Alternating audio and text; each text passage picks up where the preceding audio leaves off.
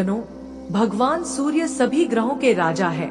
वे एकमात्र ऐसे देव हैं जो इस संपूर्ण सृष्टि को अपने उजाले से प्रकाशमय करते हैं और जो नित्य हमें साक्षात दर्शन देते हैं। भक्तजनों, हमारे हिंदू धर्म में भगवान सूर्य की पूजा करने से डर खत्म होता है। हमारे ज्योतिष शास्त्र के अनुसार अगर किसी व्यक्ति की कुंडली में सूर्य ग्रह अनुकूल स्थिति में सही जगह बैठा हो तो सूर्य देव शुभ फल देते हैं। भक्तजनों, धार्मिक मान्यताओं के अनुसार सूर्य देव को उदय होते समय जल द्वारा अर्घ्य देने से व इनके किसी भी एक विशेष मंत्र का 108 बार जाप करने से सारी समस्याएं दूर होती है। अगर आपके पुत्र पर धन संबंधी संकट गहराया हुआ है, लाख जतन करने के बाद भी धन की समस्या दूर नहीं हो रही है, या अज्ञात शत्रु आपके पीछे पड़ा हुआ है, या नौकरी के लिए दिन रात भागदौड़ कर रहे हैं, नौकरी नहीं मिल पा रही है, तो भक्तजनों अब से ऐसी सभी समस्याएं खत्म हो जाएगी। अगर आपको हमारा ये वीडियो पसंद आया हो तो वीडियो को लाइक और शेयर कर दीजिएगा।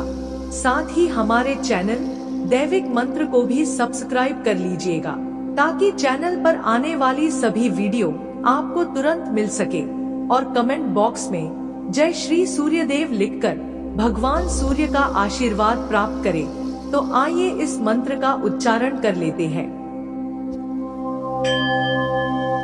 ओम ह्रीं घृणिः सूर्ये आदित्याय क्लीं ओम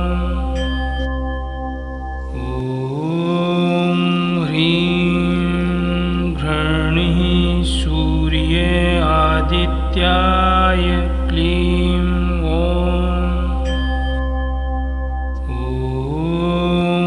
ह्रीं घृणिः सूर्ये आदित्याय क्लीं ओम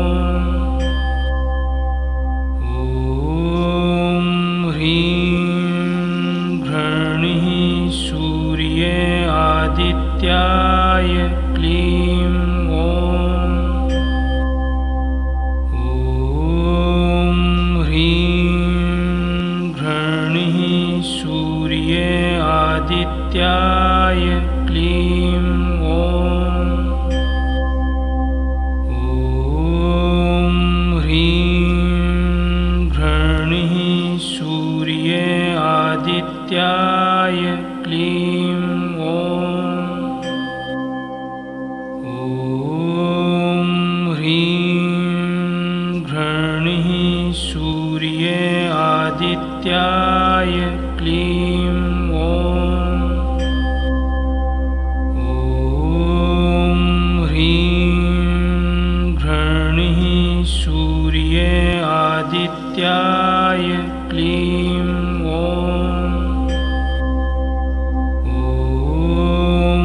ह्रीं घृणिः सूर्ये आदित्याय क्लीं ओम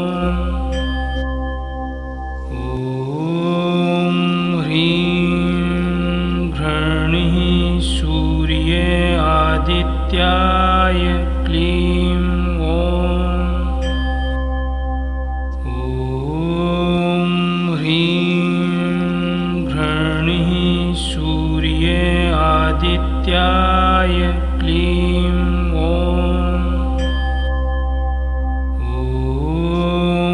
ह्रीं घृणिः सूर्ये आदित्याय क्लीं ओम